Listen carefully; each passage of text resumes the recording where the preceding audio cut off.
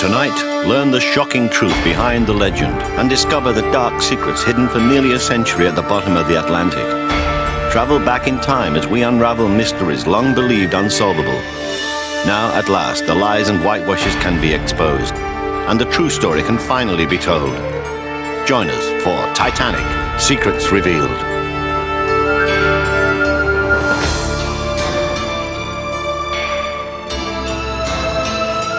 Hello, I'm Bernard Hill. I played the captain in the epic movie Titanic. It was a great part, but you know, the more I learned about the Titanic story, the more intriguing it became. When she sank, she left behind a turbulent wake of unanswered questions. For more than 75 years, as she lay in a dark tomb 2.5 miles deep in the Atlantic, the mysteries grew around her. But the daring exploration of her wreckage has finally forced the facts to the surface. As if speaking from the grave, Titanic has revealed powerful new physical evidence that is rewriting history. Tonight, we'll tell you the true Titanic story. It's not a love story. It's a sometimes sordid tale of greed, corruption, cover-ups, cowardice, and what some call cold-blooded murder. She was the grandest of all, and a technological triumph over nature, but had unnatural forces doomed her from the start. Eerie omens and premonitions seemed to point to disaster. My father had a very bad dream before we left, but he would never tell my mother what it was. Did the greedy, powerful men in control put a quest for profits above safety, condemning 1,500 passengers to untimely death? The ship was designed to have 64 lifeboats, but they needed to have more luxury and better views, and so they moved it down to 16. And now, the Titanic herself breaks a decades-old silence. Does her wreckage cry proof of criminal negligence, or even mass murder? And I saw the ship go, and I heard the horrid sounds of people drowning. Were the official investigations nothing but a scandalous mockery? The greatest cover-up of its day? What really sank the ship? Was it a jinx captain who had already wrecked the Titanic's sister ship? Or was it the man who ran the company, who risked safety for glory? Was it new but untried technology? Or was it all a hoax? A giant insurance scam gone awry? They were fully intended to sink it. I don't think they actually intended to kill all those people, although they weren't too worried one way or the other. Finally, long-asked questions can now be answered. Our own tests settled the controversy over whether Captain Smith ignored actions which could have saved the day. By leaving the watertight doors open, maybe the ship would have survived longer. This is the Titanic story you haven't heard before. The true story, stripped of the mysteries, deceits, and cover-ups that have shrouded it for decades. This is the story the ship herself tells, as she finally reveals the surprising truth about her deepest, long-guarded secrets. The Titanic captivated the world from the start. In an age of bold new achievements, airplanes, automobiles, skyscrapers, nothing stood out more than the Titanic. She was not only the biggest ship ever built, she was unsinkable. We had tamed the ocean itself, or so we thought. That she would end her one and only voyage as a steel coffin on the bottom of the sea seemed impossible. But in 5 short days, Her Majesty would end and her mystery would begin.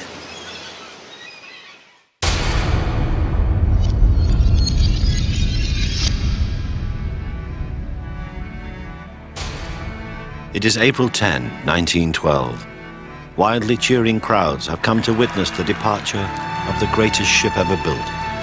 Passengers include not only the famously rich, with names like Astor and Guggenheim, but humble immigrants with dreams of the new world. We decided to sell up everything and go to America and open a hotel in Seattle. The late Edith Heisman was one of the Titanic survivors. Then 15, she saw 2/3 of the passengers she boarded with die, including several on her deck she had befriended. But the Titanic's tragic end never diminished her memory of seeing the great ship for the first time and the awe she felt. I stood there and I looked at that great big ship. She's very high. And I thought, my word, it was a floating palace. It's really the most beautiful ship I've ever seen. Titanic was the ultimate in sea travel. She was bigger, set new levels of style, comfort, and elegance, and she was invincible. For years, we had crossed the ocean in all sorts of rickety-tickety wooden bathtubs. They went off to go from Spain to the New World. They might have a 50-50 chance of getting there, and they were going to have a really terrible several months doing it. By the turn of the century, the North Atlantic, once a graveyard of shipwrecks, had evolved dramatically. For cargo ships, it had become a superhighway of shipping lanes. For passenger liners, it was now a racetrack where the world's richest men gambled for glory and fortunes. The competition was fierce, but Bruce Ismay was even fiercer. Bruce Ismay was very desirous as the leader of the White Star Lines and the man who could make a lot of money out of the domination of these sea lines to succeed. With millions at stake, Ismay set in motion dramatic plans to rule the waves. In 1908, an army of Irish labourers began work on his ambitious vision. A revolutionary new generation of passenger ships. The biggest, most luxurious liners ever conceived, they'd be the weapon he needed to take the lion's share of passage between Europe and America. Within 2 years, the Olympic was launched, the biggest ship the world had ever seen. But it wasn't enough. Ismay wanted more. The shipyard now turned to building the vessel that would give it to him, the Titanic. It was very much a labor-intensive job. When you see the standards of workmanship, we always wondered how on earth they managed with the facilities, the limited facilities that they had compared with what we use nowadays. 14,000 men worked night and day to ready the ship for launch. By then, its fame had already grown so great that 100,000 people gathered to watch as it slid gracefully into the water. Among them was an enthralled young boy who later became a motion picture producer and turned his memories into the movie A Night to Remember. I was a little boy, 6 years old, and I looked up from the platform, this enormous ship way up above me. And then suddenly it started to slide away into the sea, and I felt that I was sliding backwards instead of the ship. I never forgot it. An extraordinary impression on me.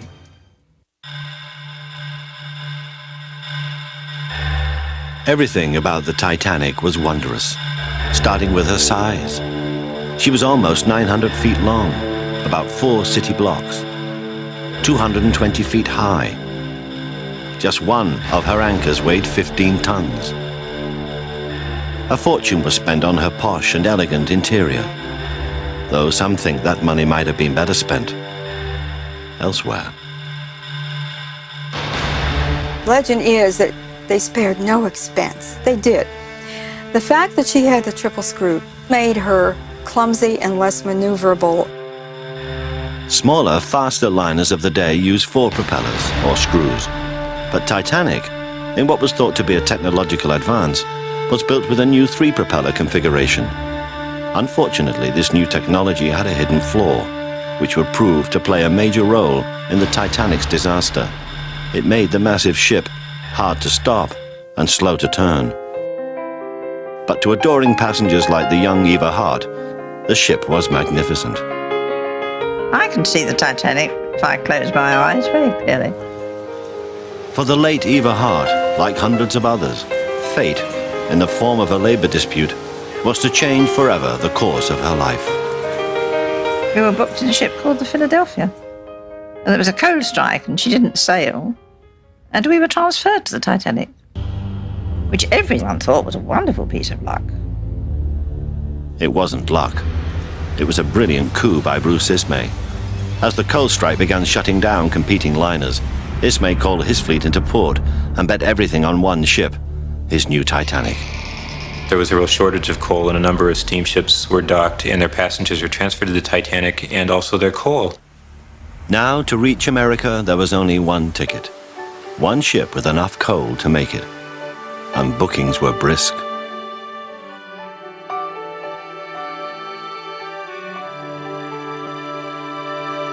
There were a lot of famous people on board. There were some very, very wealthy people. The first-class passenger list was a roll call of the rich and famous. The Titanic's lavish upper decks were the place to be seen, a playground for the powerful, who weren't above some scandalous behavior. Millionaire mining czar Benjamin Guggenheim flaunted his mistress on the way home to his wife.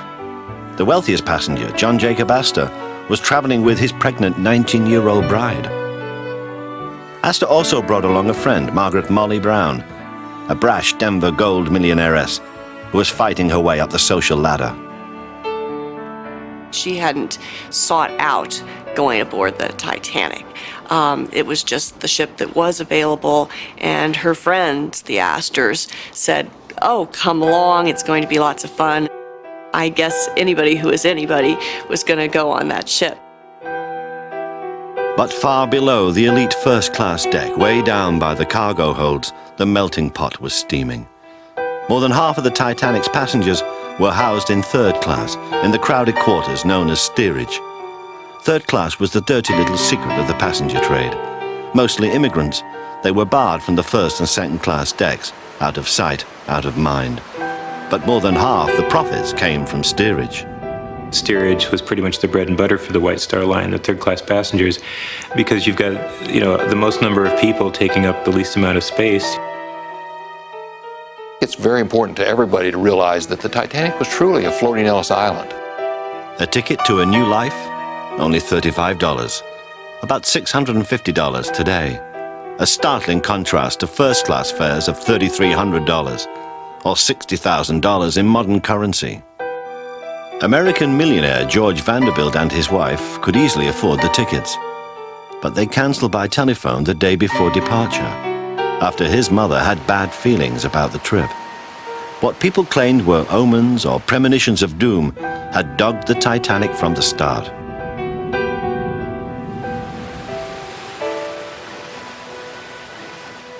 In the Irish shipyard during construction, the Catholic workers whispered in dismay about the identity number on Titanic's massive hull, 406063. Its upside-down reflection on the water looked like the words, "No Pope." Was the ship unholy? At least one passenger boarding on departure day sensed an ill destiny. I knew that there was this something in the air about it because my mother was so terribly upset. Though very young then, Eva Hart would always remember her mother's sense of dread and how her father tried to reassure her. He put his arm around her shoulders, and I can see this quite clearly. And he said, "No, my dear, this is a ship that is unsinkable." And she said, "Well, that is flying in the face of God, and that's why I'm frightened."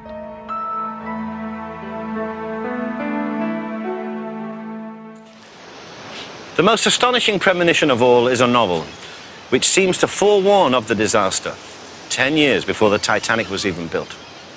It's called Futility, written in 1898 by Morgan Robertson. In it, a colossal new ship named the Titan is on its maiden voyage from England to New York in April when it strikes an iceberg and sinks in almost the exact spot where the Titanic would go down 14 years later.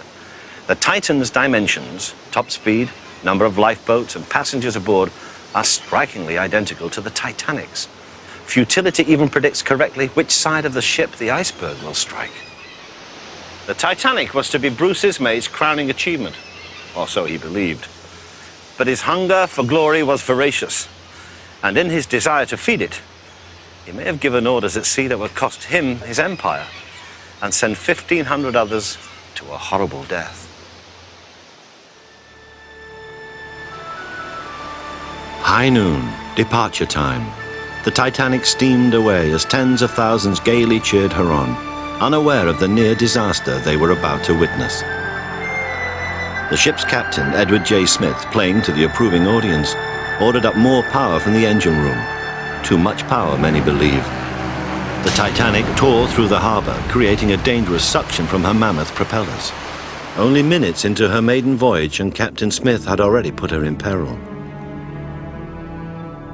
A docked liner, the New York, was sucked in by the Titanic's wake.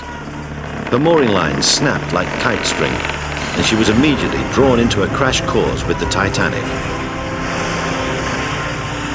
Edith Heisman and her father watched in horror. It looked as if the New York was going to run into the Titanic.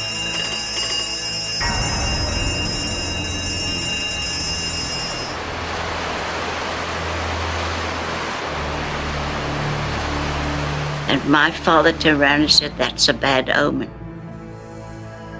At the last possible moment, the engines of the Titanic blew a surge of water that pushed the New York away, narrowly avoiding an embarrassing and costly collision. Smith's boss, Bruce Ismay, was not amused. This was more than just a close call. It was an ominous case of déjà vu. Only 7 months earlier, in a similar incident, the Titanic's sister ship, Olympic, had collided with a British Navy cruiser, the HMS Hawke, causing massive damage to both ships. Found at fault by a government inquiry, Captain Smith. Yet Ismay still put him at the helm of the Titanic. Smith certainly looked right for the role. He looked like Noah to me. He had a white beard and an extremely good reputation with both the company and with his officers and crew. Passengers liked him very much. He seemed to fulfill all the august presence that the role of a captain demanded on the North Atlantic. This was to be Smith's final voyage before he retired, and he was hoping for a smooth trip. But below decks, deep in the belly of the great ship, the fuse of a powder keg had already been lit in coal bunker number 5. Some spark occurred, whatever, coal rubbing against itself, and just some spontaneous combustion, and it began smoldering. And it was discovered about the time the ship sailed, and it may have been smoldering for days at that point. We don't really know. It took stokers 3 back-breaking days to empty the bulkhead and put the fire out. Captain Smith ordered the ship designer, Thomas Andrews, to inspect the damage. He feared the intense heat might have weakened the steel and compromised the watertight bulkheads.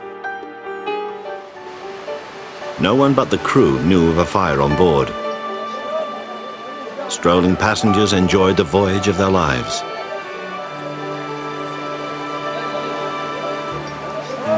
Love was in bloom.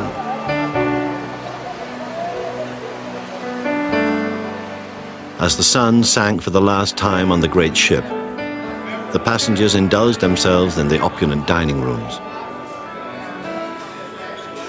One topic of discussion was the sudden and sharp drop in temperature.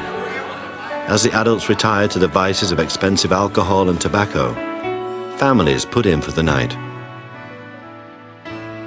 In Eva Hart's cabin, Eva's mother was still unable to shake her ill feelings about the trip. At 10 p.m., Crow's Nest lookouts Frederick Fleet and Reginald Lee came on watch under miserable conditions.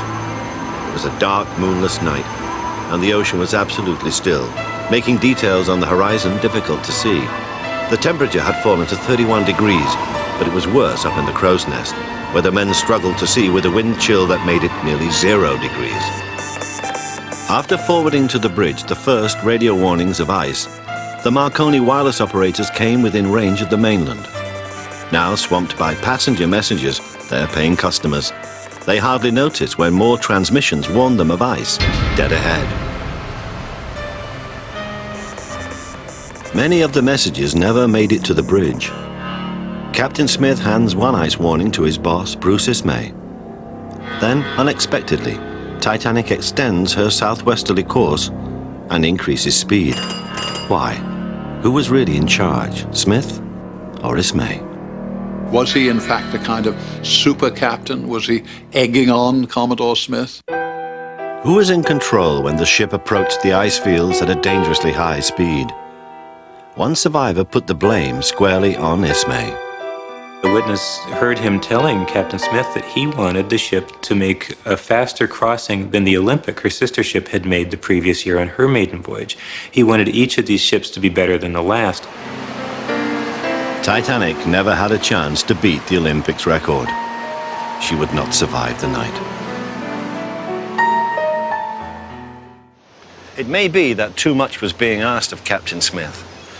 Was it his job to get passengers safely to New York, or to generate publicity for Ismay and White Star? 11:30, Sunday night, April 14th. Most of the ship had retired for the evening. Passengers Edith Heisman and Eva Hart were sleeping. In the smoking lounge, a card game simmered. In the Marconi room, communications with the mainland continued non-stop, while ice warnings from other ships remained undelivered to the bridge. Lookouts Fleet and Lee were struggling to see anything on the dark and bitterly cold night. At the helm, Officer Murdoch had his orders. He was to hold the Titanic's speed at a breakneck 22.5 knots in waters so perilous that some other ships had stopped for the night.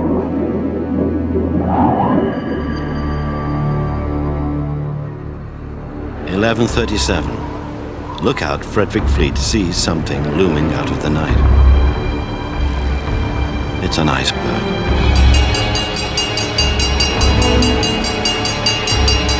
First Officer Murdoch wasted no time in taking evasive action. He reversed the engines and ordered the rudder to turn hard to port. Unfortunately, the new triple screw configuration combined with an undersized rudder made the ship slow to turn without forward power. The crew watched in horror as the starboard side of the ship scraped the iceberg with the massive power of its own momentum.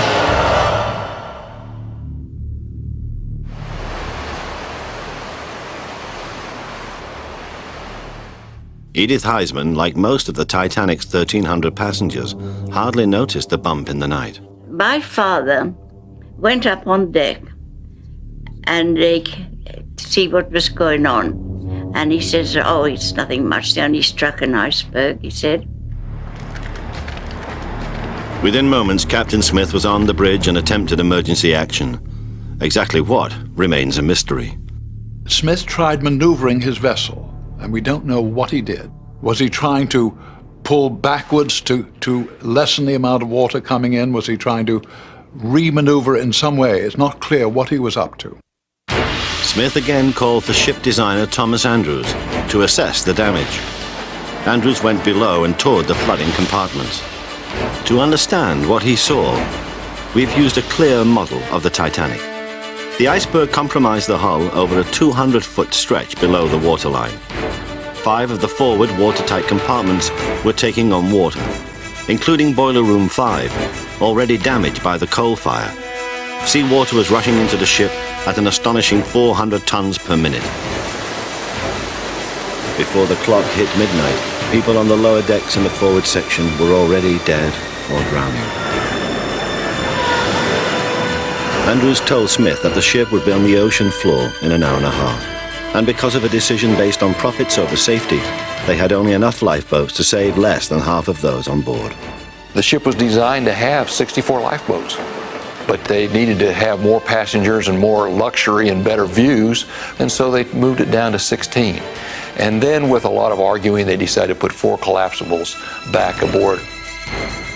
Ismay's dream was crumbling. 2,200 people had been snared by his vanity and greed. Just after midnight, disbelieving first-class passengers were awakened and told to don their life jackets and report to the boat deck. Many still doubted they were in actual danger. 12:10. Captain Smith told the wireless operators to send out a distress signal to all ships. The Frankfurt, a passing German tanker, responded first. But the Frankfurt used a competing wireless system, and the Titanic's operators, who still didn't believe their ship was going down, weren't going to ask for help from competitors. The German operator got back from Titanic's wireless operator, YAAF, which was code for "You are a fool, keep out." 12:25. The ship had less than 2 hours left. In a bitter irony, the first lifeboats were launched at the insistence of Bruce Ismay. 12:45. The wireless operators finally heard from a friendly ship, the Carpathia, which used the Marconi system. She was 58 miles away. and it would take her 4 hours to reach them. The Titanic would be lost by then. But other help appeared to be closer at hand. I was standing on deck speaking to my father. I turned around and I said to him, "Look at the lights over there. It's another ship. Next one, the lights are out." Several crewmen also saw the ship. Captain Smith ordered white flares fired every 5 minutes. The other ship in the area was the Californian. Her captain, Stanley Lord, had cut his engines because of treacherous ice fields. Lord's radio man had also shut down for the night. The Californian could see a ship that apparently was sending up rockets, but in their mind, the ship was steaming away from them. The white signal at sea can literally mean keep away from me. I can't maneuver out of your way. And in fact, seamanship manuals specifically said to a watch officer, if you don't understand the signal, it's best to keep clear of the ship. Lord told his crewmen to keep an eye on the ship, and he retired to his cabin.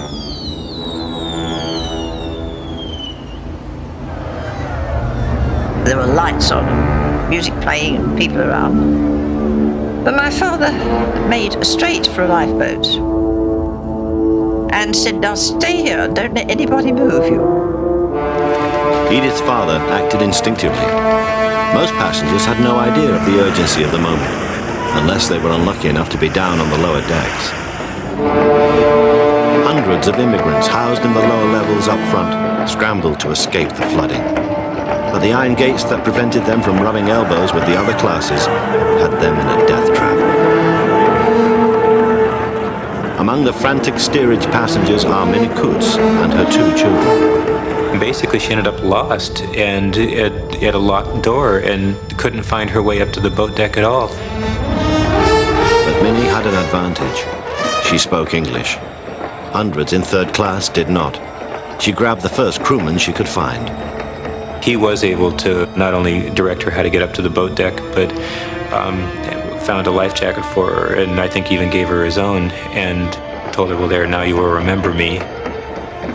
She never saw the crewman again. The claim that Titanic was unsinkable wasn't just a publicity ploy. The ship had a revolutionary design. The lower levels were partitioned into watertight compartments, as you can see here on our precise scale model. If one of them was punctured, the water would only fill that compartment. It wouldn't flood the entire ship and sink it. It's a great idea, in theory. The flaw is that if enough compartments were punctured, the ship will still sink. Just over 1,100 lifeboat seats for more than 2,200 people.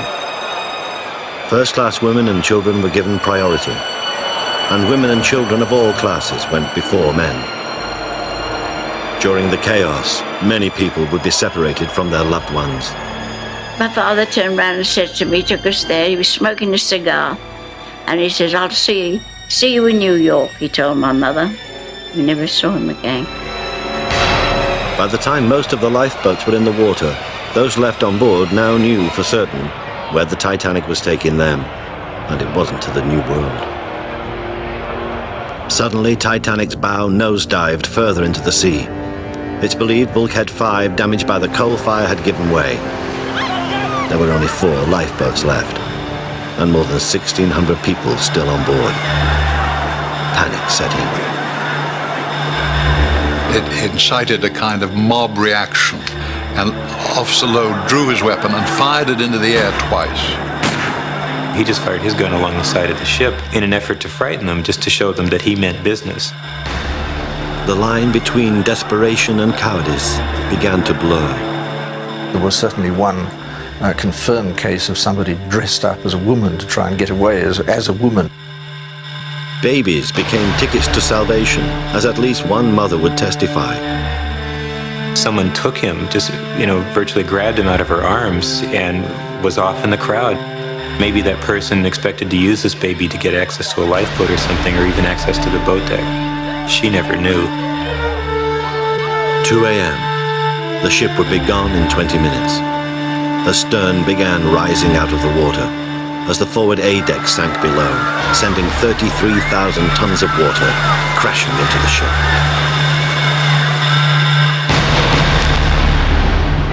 Amid the screams of terror and panic came the calm reassurance of a hymn played by the ship's musicians, whose lives could now be measured in minutes. They were playing all the time, well, to make people feel happy, I suppose. On the boat deck, the two egos responsible for what was happening met one last time, then took divergent paths on that day and in history. Never the opportunist, Bruce Ismay grabbed an empty crewman's seat on one of the last two lifeboats. Smith stayed with his ship and the 1,500 people soon to die with him. 2:15 a.m. The Titanic's bow was deep in the water, forcing her stern into the air. The passengers on deck clung to the ship as the decks listed more than 80 degrees. The stern of the Titanic became a perch for over 1,000 unfortunate souls. The ship had been sinking for 2 hours and 35 minutes, but now the end was near. 2:17, lights out. The mighty and glorious Titanic went ever deeper into the water, forcefully ripped in half, and on the tortuous final leg of her maiden voyage. As she got down to the boilers, there was a terrible explosion, and the screams of the people was terrible. One man had readied himself at the end the only way he knew how. The ship's baker, Charles Joffin. He consumed an entire bottle of whiskey. Then he clambered up the deck wearing his life jacket as the decks were sloping, and he reached the stern. He sat on the poop railing with his arm around the flagstaff. And as the ship went down, he rode it down like an elevator and reached the water and stepped off. His head didn't even get wet.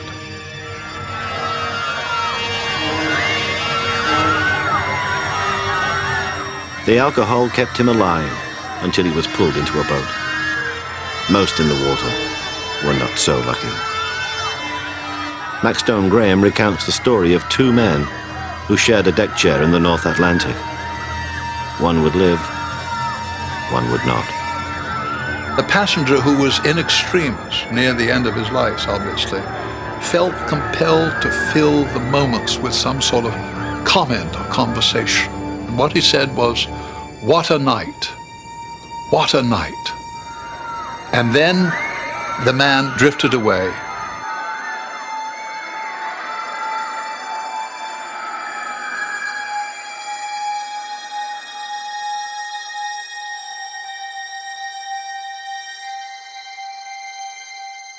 Many looked death in the face quite courageously. Benjamin Guggenheim and his butler changed from life jackets to formal evening clothes and said that at least they'd go out like gentlemen. I didn't close my eyes. I just was utterly fascinated. I watched every moment, and I saw the ship go, and I heard the horrid sounds of people drowning, which is just the worst sound you can imagine. For Eva Hart, it was the beginning of a nightmare that would haunt her entire life. Considered one of the lucky ones, Eva Hart and 705 other survivors were forced to listen as more than 1,500 people slowly died in the icy waters. Across the water that night was this awful sound of 1,500 people freezing and dying in the waters. It was, somebody compared it to the sound of locusts on a summer night. Those cries haunted Bruce Ismay until the last day of his life too. As he sat in a tiny lifeboat in the North Atlantic, his ship, his dream, had been taken by the sea. While Ismay sat locked in his own self-made hell, others rose to their finest hour. Molly Brown led by example. She took the oars. She had women take shifts rowing to keep themselves warm because it was so cold that night, and just keeping the spirits up on the boat. She was haunted by those less fortunate, the women of steerage class who had to watch their men die. She thought it was actually very unfair to many of these third-class passengers to lose their primary breadwinner, because there were just very, very few third-class men who survived. But those that got seats in the lifeboats didn't exactly have peace of mind. Was help coming? And when? And what if one of these boats overturned? And a seat in a lifeboat did not guarantee survival. 3 men climbed out of the icy water into one of Titanic's collapsible rafts. But they'd been in the freezing water too long and died during the night from exposure. The raft would drift 200 miles before their bodies were discovered 1 month later. The sea was very mild, but very, very cold. And all you could see when daylight was coming, just this big iceberg, that's all. You'd never believe it was a boat there. In the early morning light, the survivors found themselves surrounded by icebergs. They'd spent the night trying to row away from the hundreds of floating bodies. The Carpathia arrived by dawn. Molly Brown ordered rowers on her lifeboat to make for the ship. When one crewman argued that the dead should be picked up first, Molly threatened to throw him overboard. It was amazing that my great-grandmother had so much calm and composure during the rescue efforts. But she was traveling alone and didn't have to worry like so many of the people on the rescue ship who were really consumed for the first 5 or 6 hours with just finding their loved ones.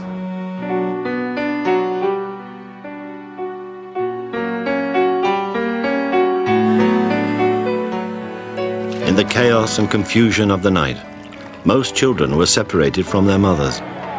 Eva Hart remembered being lifted into the Carpathia in a cargo net. They were let down, and the cargo then was children. And you couldn't put them in the nets without they were in something, because our little legs and feet would have gone through the mesh, because the mesh is quite huge. And that was the terrifying thing, to be swung above the ocean. I was absolutely terrified. As for the woman whose baby was ripped from her arms during the evacuation, while despondent and grieving on board Carpathia, she heard a child screaming. The voice was her son's. She hears him crying and she recognizes the cries, but this person won't give him back to her. They even got the captain involved. He proved that he was her son because she could identify a birthmark that he had, and of course when they peeled off his shirt or whatever, there it was. But losses far outnumbered reunions. Edmund and Michael Navatiel, ages 2 and 3, had been kidnapped by their father from their mother, who had custody. He boarded Titanic under the assumed name Hoffman. He put his sons, handed them over to the people in the lifeboat and said, please take care of my boys. And he went on to his death. The kids arrived in New York City and no one was there to meet these Hoffman children. No one knew who they were, and they became known as the orphans of the Titanic.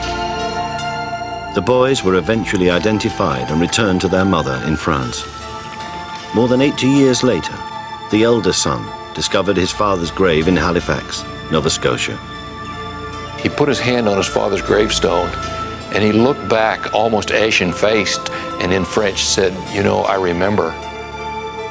As a child, my father used to sing a lullaby, a Chopin etude to my brother and I every night before we went to bed.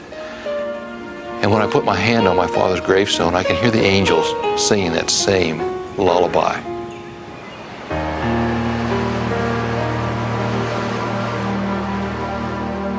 The Titanic's carnage shocked the world. It was not only the greatest loss of life in maritime history, but many of its victims were famous. It was as if a plane full of Hollywood stars had crashed today. And the biggest question was, who was to blame? But the answer was lost in a haze of politics, and the evidence now lay at the bottom of the sea. Reports of the sinking reached a stunned and disbelieving public by newspaper the next morning. In cities, electrified crowds jammed the sidewalks, jostling for each new special edition. For all people knew, it had just rammed into an iceberg head-on and just crippled, and people thrown out of their bunks, and this mad scramble for lifeboats or something. And so there was a great deal of speculation. People didn't realize how dramatic and how slow the whole sinking was. Early accounts that all aboard were safe generated an outpouring of relief. But the mood quickly darkened as news of the astonishing death toll trickled in. Since there would be no eyewitness accounts until the Carpathia arrived in New York with the survivors, the tabloid press went wild. For lack of facts, rumors were rampant, and most of them made their way into the papers. Now all of a sudden you get all these stories about people being shot like dogs on the deck of the Titanic. It was in some ways very typical of journalism of the day, but it was certainly sensational and far from the truth in many, many cases. Yet the truth was sometimes far more macabre than rumor. There were now hundreds of bodies floating in the most heavily traveled sea lane in the world. The grim task of recovering them fell to the Mackay Bennett, chartered by White Star. With a hold full of ice, huge stacks of coffins, and a crew of undertakers and embalmers, the death ship began fishing the corpses from the sea. One of the first they found was a 2-year-old boy, whose body gave up the secrets of how most died. They hadn't drowned. They may have frozen to death or just suffocated because they hadn't been able to breathe. The water was definitely below freezing, and it's like taking a really cold shower. You just don't take a deep breath. And so you never draw air into your lungs. You only draw it into your throat and back out again. More than 300 bodies were found, some so decomposed they were hastily buried at sea. The rest were quickly embalmed and packed in ice. In between corpses, the crew hauled aboard other remains, floating debris from the ship itself, grisly souvenirs of the lost Titanic.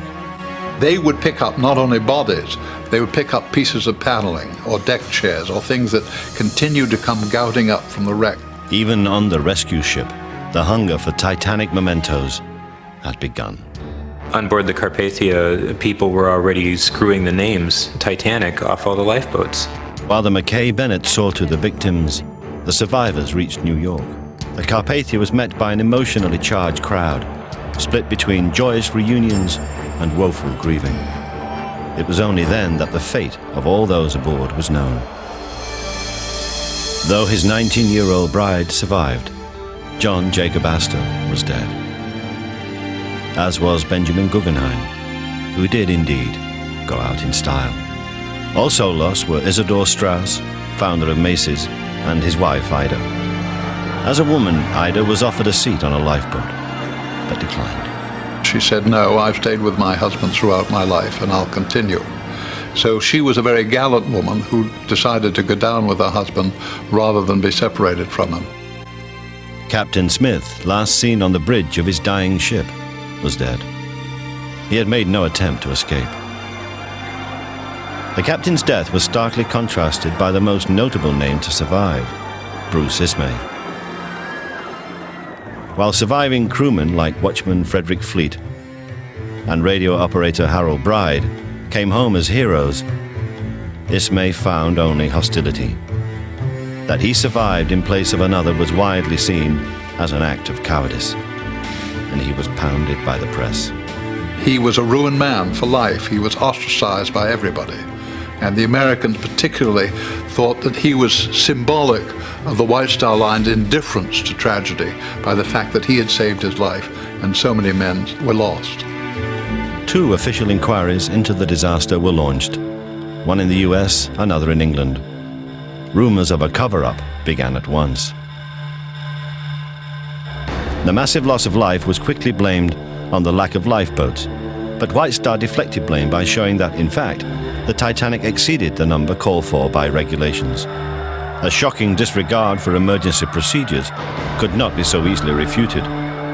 There was no evacuation plan, and after testimony painted the lifeboat launching as confused, it was learned that Captain Smith had ignored even the most basic safety preparations.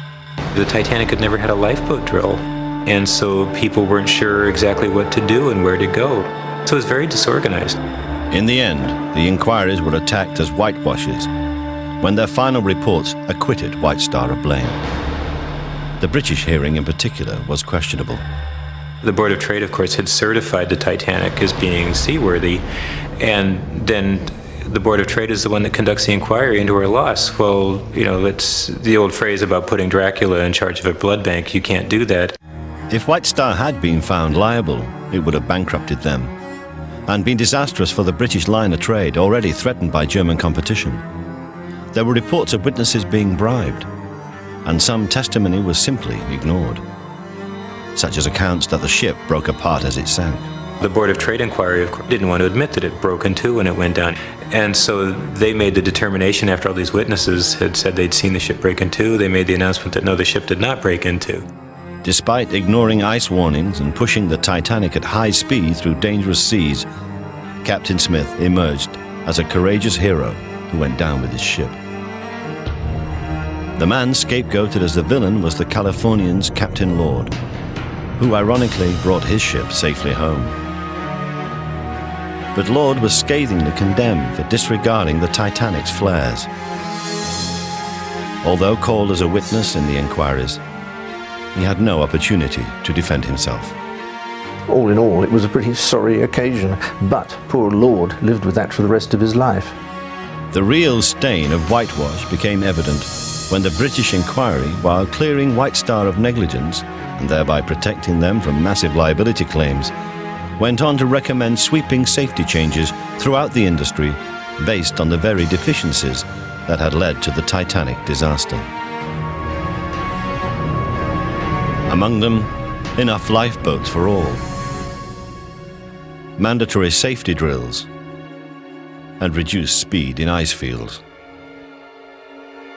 It was small comfort to the families of the victims, but the tragedy did result in some good.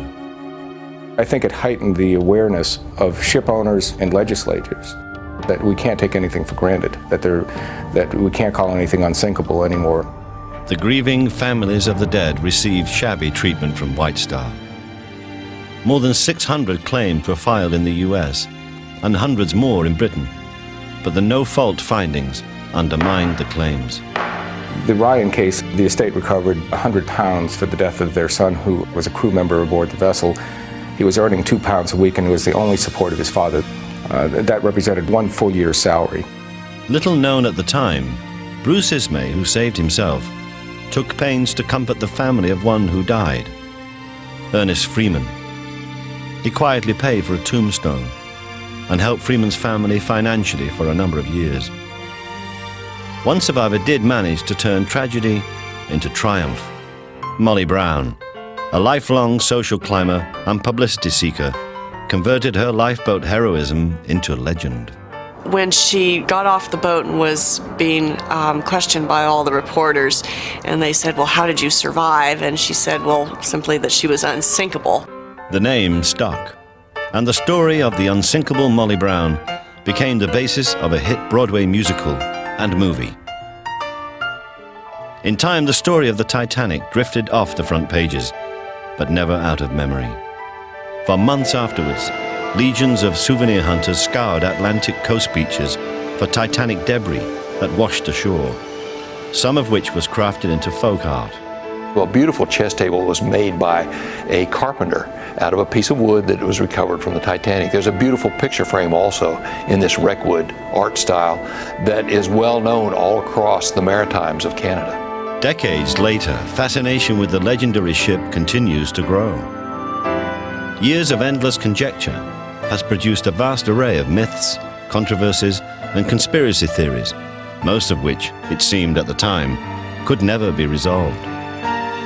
One of the most fanciful is that the ship that went down wasn't the Titanic, but her sister ship, the Olympic, sunk on purpose as part of a massive insurance scam.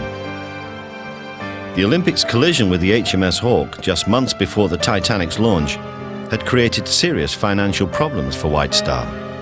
The Olympic was so badly damaged where the Hawke had crashed into her on the starboard quarter.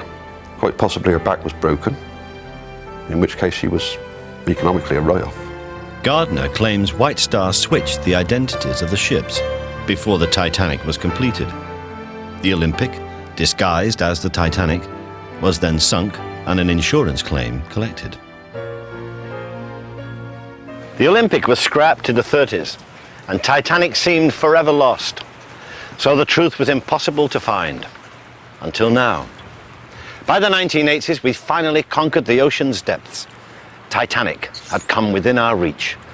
The problem now was, where was she? The Titanic lay at a depth of such crushing pressure, she was long thought to be out of reach forever. But by the 1960s, deep sea exploration was making huge leaps. And within 2 decades, man had reached depths far beyond Titanic's. It didn't take long for the new technology to be turned to the famous lost ship. Her resting spot was the biggest mystery of all, and finding it would be a difficult and dangerous challenge. But the allure of the great ship and the hope of unmasking the secret she guarded was so powerful it inspired one of the sea's greatest races. It was the Mount Everest of this deep ocean business, and whoever found the Titanic obviously had more of the right stuff than the other people that didn't find the Titanic. The first to take up the challenge was a flamboyant Texas oil millionaire named Jack Grimm, who had already spent fortunes searching for the Loch Ness Monster, Bigfoot, and Noah's Ark. In 1981, Cadillac Jack, as he was known, opened his wallet again and set off in quest of the sea's holy grail, the wreck of the Titanic. But after 2 expeditions and millions of dollars, he came up empty. Only later would he find out how close he had been. In 1985, another team entered the race. For 50 days, they towed a robotic video camera along the bottom, but saw nothing. Days away from giving up, a faint image suddenly appeared on the screen. It was indistinct, but something was there. As they maneuvered the camera closer, Ralph White was one of the first to know what they'd found. The first object we saw where we knew we had the Titanic was one of the 27 distinct boilers on the bottom, and within an hour we had found the major portions of the wreck. The emotion was just unbelievable. After all this time, we had found probably the most famous shipwreck since the Ark. The pictures sent back were mesmerizing. The wreck, lit against a backdrop of infinite black, was a deep-sea apparition of still astounding grace. The ship had been found in a tiny overlooked corner of Jack Grimm's original search quadrant.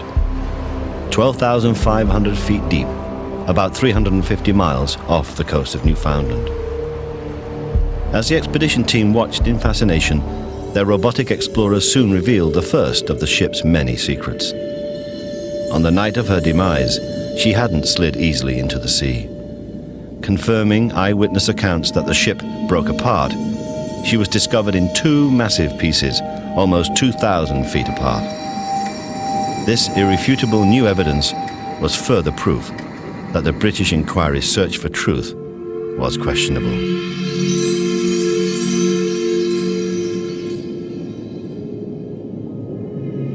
Though tantalizing, the images the expedition captured were limited to portions of the ship at a time, like small, eerie snapshots. The maximum visibility of the Titanic at any one time is 100 feet. So you're only going to see 100 feet of what was an 800-foot object. The job of creating an overview, a complete picture of the ship, was given to artist Ken Marshall, whose detailed illustrations slid the individual pieces into place. Nobody had ever seen the whole wreck. So what I did was to look at these literally thousands of images that were brought back from the 1985 and 86 expedition, and then interpret them and create an overall view of how the entire bow section and how the entire stern section of the Titanic looked. What emerged were haunting portraits of the great ship in death, spectral reminders of how magnificent she was in life. 2 years after the 1985 expedition, a French and American team set out with a daring new mission: to see the ship themselves. They also hoped to retrieve Titanic artifacts from the ocean floor and to make the first dangerous probe into the interior of the wreck. Months of intensive planning went into what would be a deep-sea mission, every bit as technologically sophisticated and potentially life-threatening as landing on the moon. Going to sea, let alone diving the Titanic, is a major undertaking. It would take us almost a year to put together the necessary equipment to guarantee its success. The entire mission hinged on the Nautil, a $20 million submersible in which a crew of 3 would descend through the 2.5 miles of pitch-black sea that enveloped the wreck below. It would be a 2.5-hour journey, and as the Nautil descended, the weight of the water above would create pressures of such intensity that even a microscopic leak in its titanium hull would literally vaporize the crew. If something were to go wrong down there, we are not talking minutes, we're not talking seconds, we are talking milliseconds. On the surface, the command center stayed in constant communication as they monitored the Nautil's descent. But on this trip, something went terribly wrong. At 450 feet, the entire control panel erupted with warning lights. The Nautil had lost much of its power, and help was a long way away.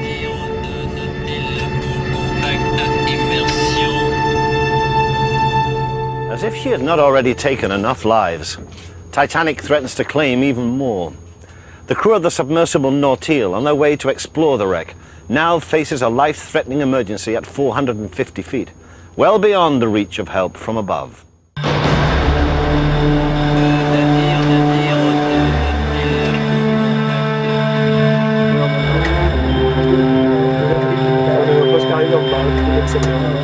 Though the Nautil's crew had rehearsed scenarios like this countless times, this was no drill. Their batteries had failed, and they were losing power rapidly. Their only option was to abort the mission and make an emergency resurfacing. They slowly made the ascent, finally reaching the welcome safety of the mothership. No lives would be claimed that day. It took 3 tense days topside to isolate and repair the problem. After tests and more tests, the Nautil was relaunched.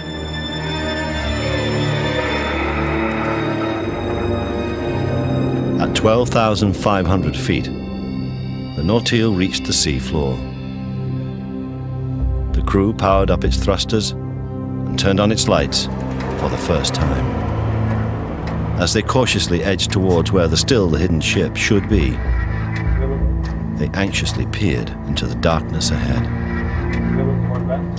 I remember looking through the port into total blackness, and then all of a sudden, shadows started to take shape, and there was form in the blackness, and we came up right on the bow of the Titanic, the classic shot of the Titanic. It was a powerful moment. Theirs were the first eyes to take in the Titanic in 75 years.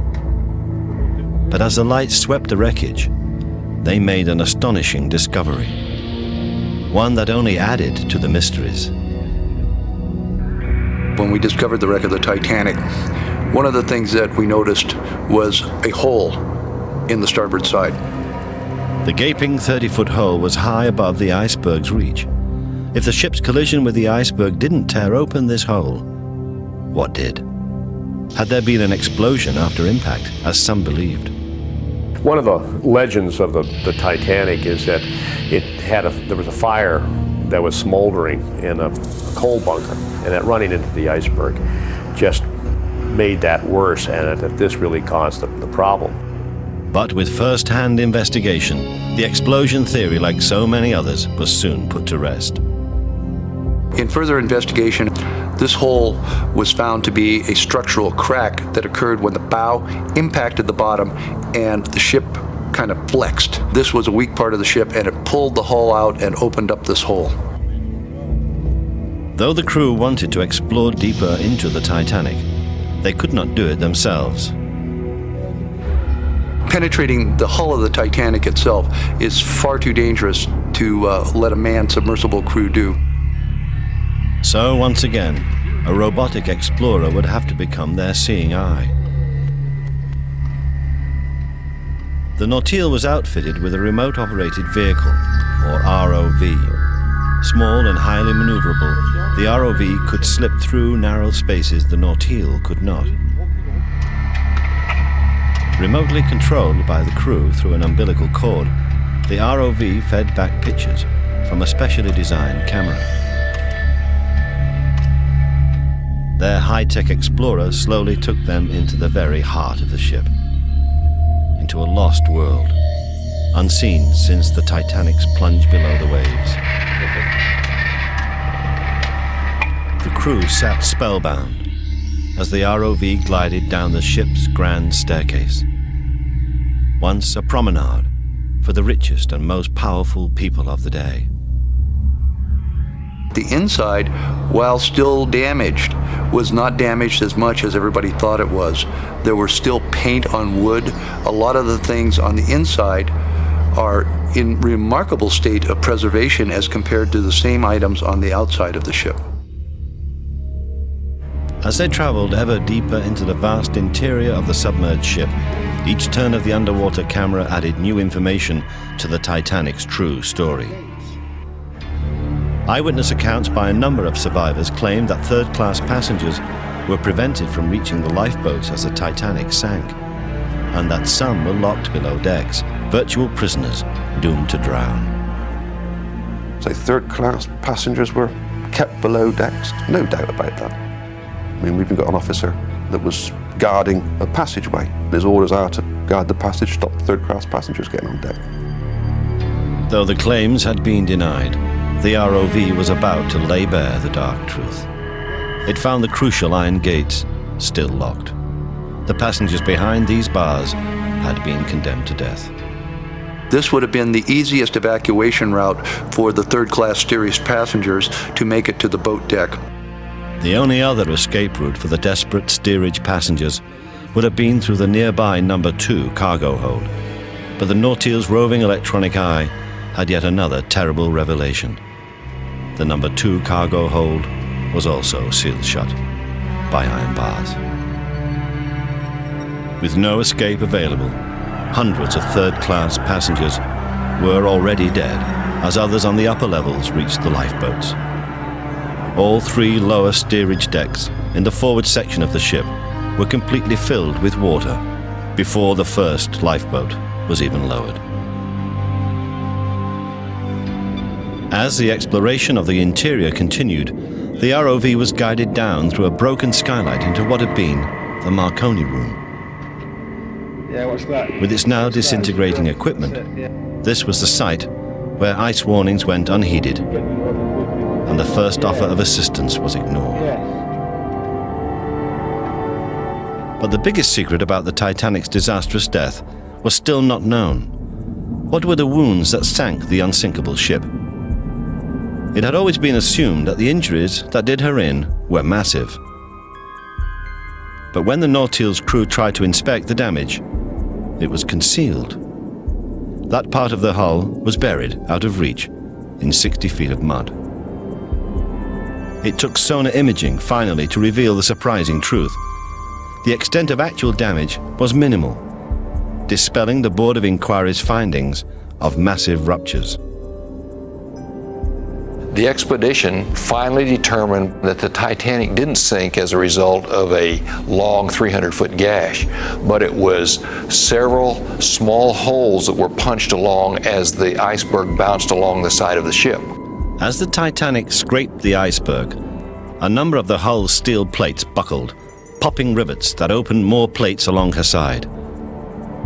They were small tears, but they were just too many, spanning too great a distance for the ship to stay afloat.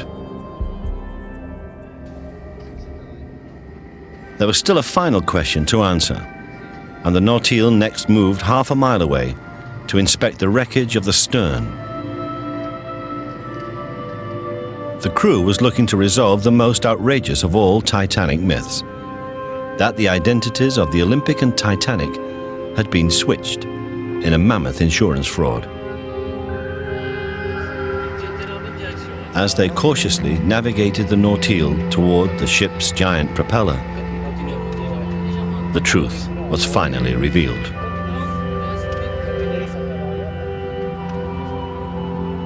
The number 401 was the Titanic's official identification number, proof positive that it was not the Olympic that went down that April night in 1912.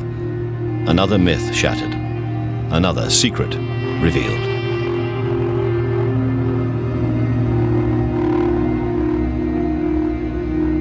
Strewn in a wide swath around the Titanic are thousands of artifacts, personal belongings, furniture, china from the dining rooms. Nautil will try to collect them and take them to the surface. Nothing like it had ever been done at that depth, and it will be one of the most complicated and dangerous salvage jobs in history.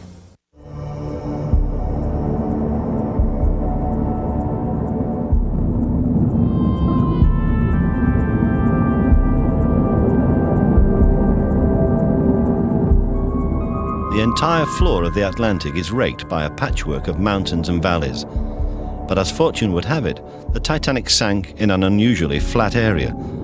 As she plunged into the abyss, she expelled huge clouds of debris that followed her down and now lie spread out around her in a 2-square-mile area. It was basically like sitting on a Kmart parking lot. The bow was upright, and you have the debris field. You've got the baggage, and you've got the bedding, and you've got the cook pots and the wine bottles. Something that puts that very huge ship on a very human scale. To recover the Titanic's long-lost treasures, the Nautil used 2 highly sophisticated hydraulic arms. They were so flexible and surprisingly maneuverable, almost nothing is beyond their grasp. The most difficult thing that a submersible crew member has to learn and master is the control of one of these mammoth hydraulic arms. We can pick up an egg, or we can crush a piece of steel. That's how powerful they are, or how gentle they are. The crew first charted the expansive debris field, examining and cataloging even the tiniest artifacts. When we were doing the artifact recovery, the most important thing was the selection of the artifact. We have to figure out if we can recover it with any marginal degree of safety. Each one had a unique way of recovery, but the most important thing was to recover it without damage. Finally, they began to collect the selected pieces. It was a slow, painstaking process, sometimes taking several hours to retrieve just one artifact. But even the most fragile items were recovered, like this delicate plate, picked up with a small suction cup attached to one of the arms. Once lifted, the plate was gently moved into a recovery basket, which protected it from powerful currents that could tear it loose on the journey back to the surface.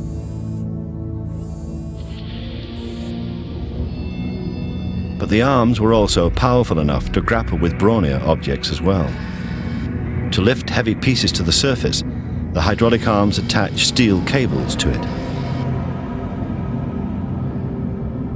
The cables were then secured to large flotation bags filled with diesel fuel. Once everything was in place, the bags were cut loose. Since diesel fuel is lighter than water, the bags rose to the surface, where they were recovered by divers from the ship above.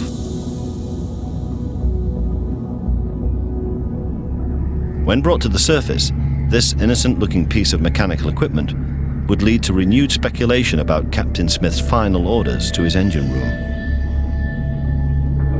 One of the more interesting things that we found in exploring the wreck of the Titanic is we recovered quite a few engine telegraphs. This is the instrument that's used from the bridge to relay the engine settings to the engine room. Of the ones that were recovered and the ones that we have seen still on the bottom, one unique phenomenon. We know from the testimony of the officers on the bridge that they put the engine telegraph into all stop. But the return from the engine room was slow ahead. Was the discrepancy mechanical failure? Were the men in the engine room already dead when the order arrived, or running for their lives? Was Captain Smith trying to outmaneuver disaster? The answers are not yet known, but perhaps as more clues are brought to the light of day, the explanation will emerge. Woven into Titanic's cloak of dark mysteries are the loose threads of the dead. While some of the victims were famous, most were not. And for years, little was known about many of them. But now, with the recovery of thousands of personal effects, some of the lost stories of the dead will never be forgotten again.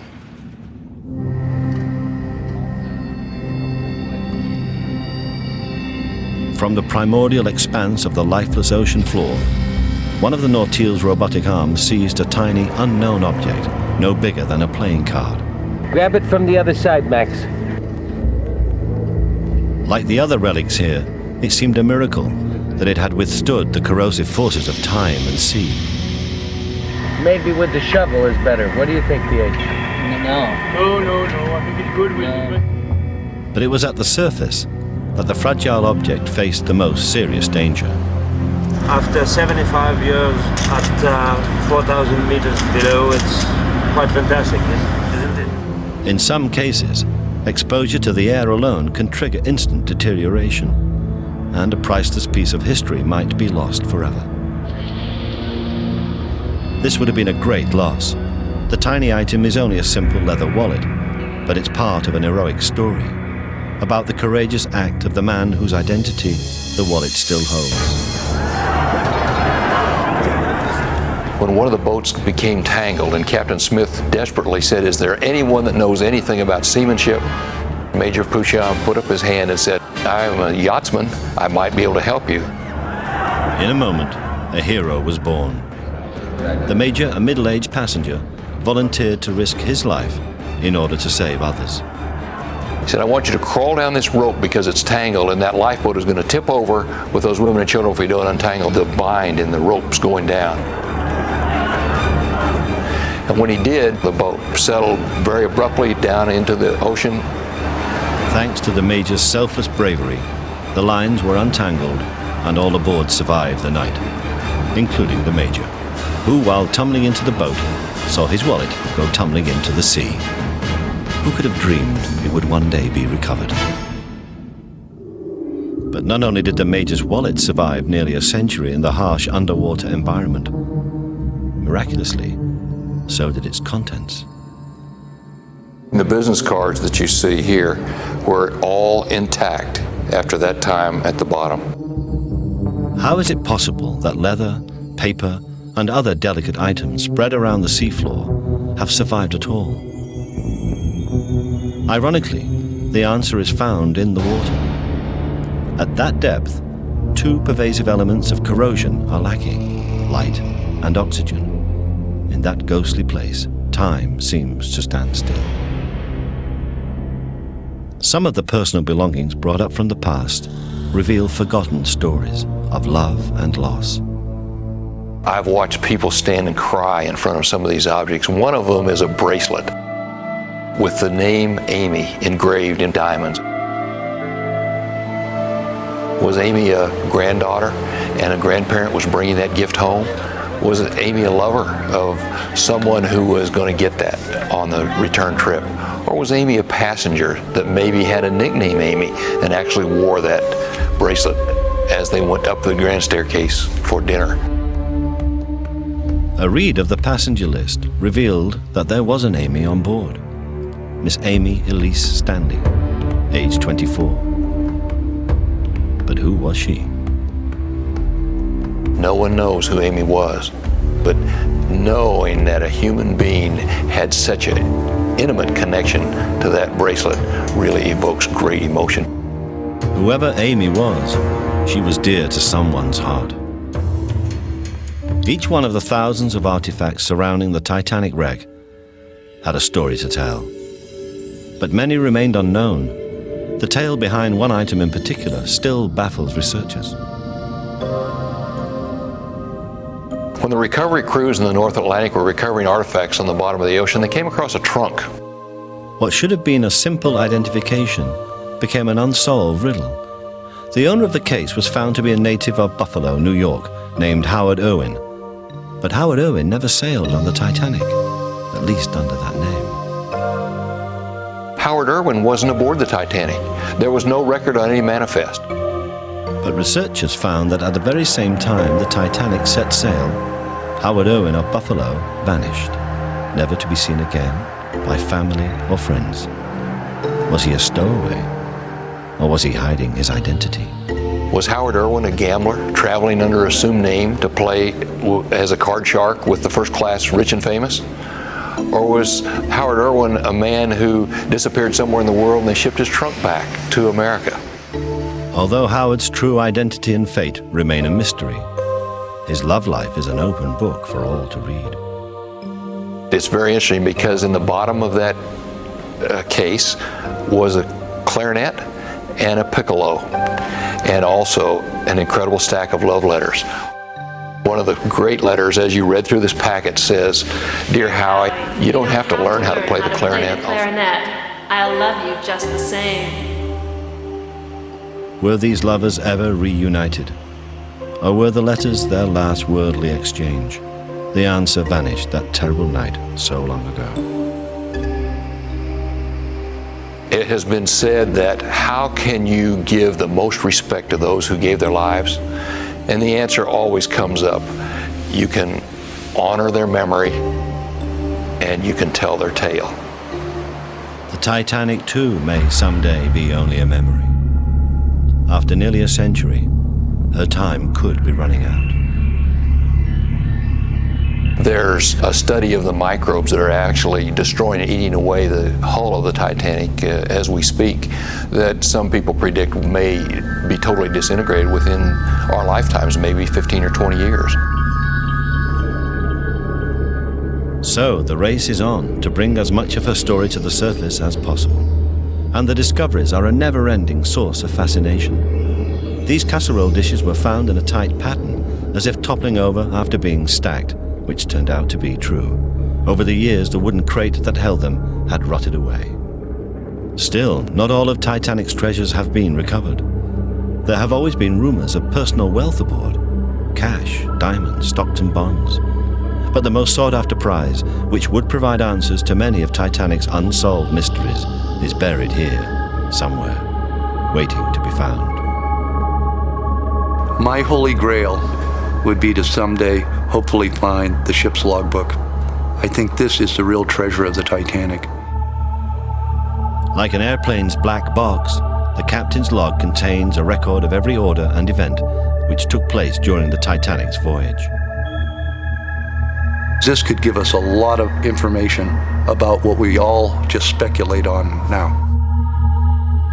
Typically, Captain Smith would have recorded events till near the very end. Were they given orders about keeping the lights going? Were they told you must stay at your posts? We just don't know. It's still not clear what emergency actions Captain Smith tried after the Titanic's hull was torn open.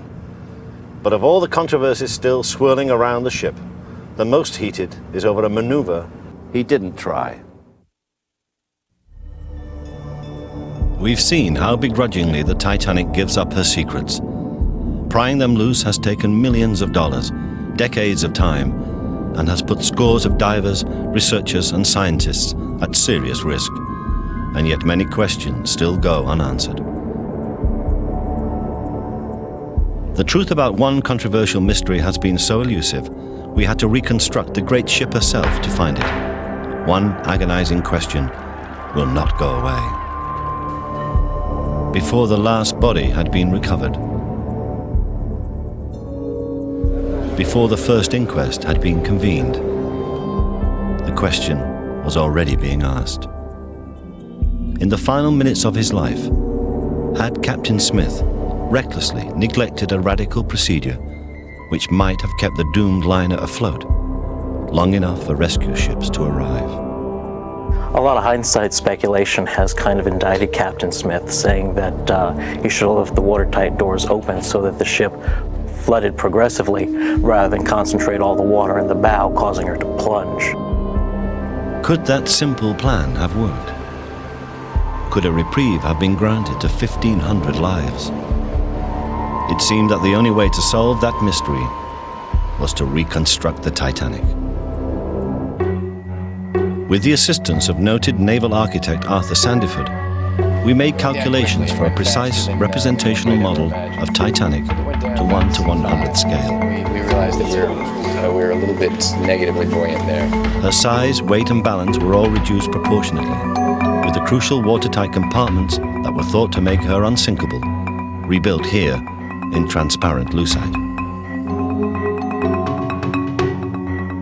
The massive tonnage of seawater that sent the ship to the bottom has also been reduced to exact scale. In our tank, we can sink the Titanic under many different conditions, First, we'll duplicate exactly how she went down in 1912. Water begins crashing into the forward cargo holds and boiler rooms 5 and 6, just as it happened that night. Soon, seawater overruns Titanic's supposedly disaster-proof compartment system, sinking the bow and sending her to the bottom in little over 2 hours. Our scale Titanic plunges on cue, just as she did back then.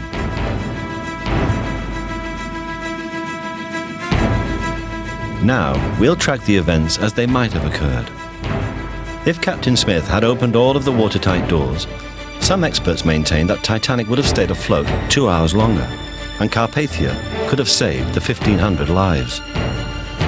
During this experiment, we will track the progress of Carpathia, the loading of the lifeboats, and the flooding of Titanic. If Smith had opened the watertight doors back up, water would have surged into the after parts of the ship.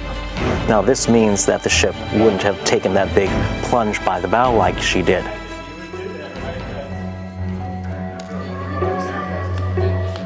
Step 1. We flood Titanic precisely as she was flooded that night. The only difference is we've opened all of the watertight doors. This time, we will go inside the Titanic to meet the floodwaters head-on.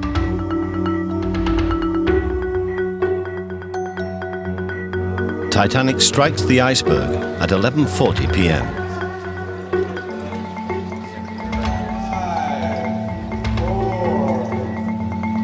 At 11:50, water is pouring into the 6 watertight compartments opened by the iceberg.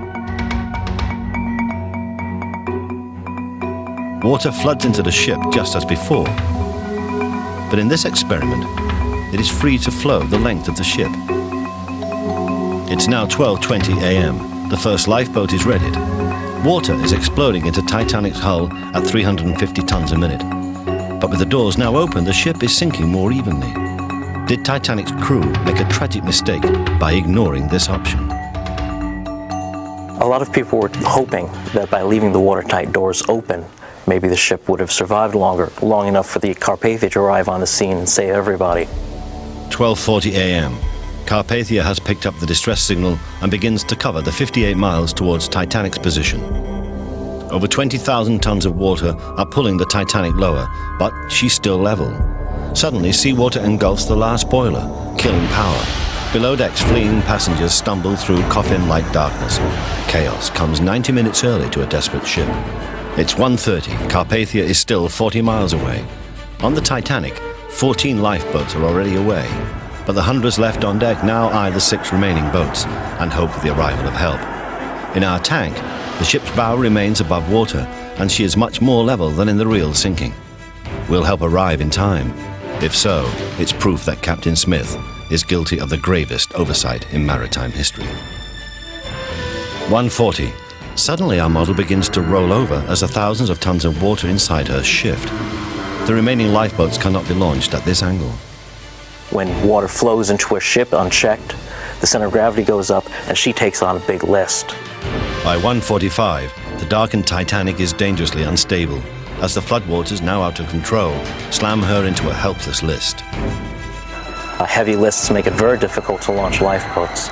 So instead of the relatively calm sinking that we saw actually happen in 1912, we would have wound up with a ship in the dark for over an hour with a heavy list, panic, possibly stampedes on the lifeboats. It would have been a catastrophe. At 1:47, it happens. Our Titanic model rolls suddenly, capsizing with nearly 40,000 tons of water raging bow to stern. The model ship has sunk a full 33 minutes earlier than Titanic really did. And delays in loading lifeboats on a darkened ship surely would have cost valuable time, costing many more lives. The Carpathia is still more than 30 miles away. Help will be even longer in arriving for those in the water. If Smith had left the watertight doors open, contrary to his instructions, contrary to his training, the loss of life would have been catastrophic. It wouldn't just been the Titanic, it would have been the Poseidon. History will forever condemn Captain Smith for the mistakes which doomed the Titanic. But partial vindication may lie at the bottom of our test tank. It is finally apparent that the Titanic's fate was sealed by the iceberg, and nothing within the captain's power could have saved his ship or the souls aboard her. There's never been a ship like the Titanic, famous in life, legendary in death. After nearly a century, there are hundreds of thousands of Titanic fans worldwide obsessed with buying the memorabilia, joining the clubs, and of course, making James Cameron's epic Titanic movie the biggest moneymaker of all time. As you've seen tonight, the Titanic is gradually parting with her secrets, but it will take many more harrowing dives to learn the whole truth, maybe enough to fill another century. But for now, you can see many of the precious Titanic artifacts in exhibits around the world, presented by RMS Titanic Incorporated, the company recovering them. They preserve the memory of those who died with dignity and respect. I'm Bernard Hill.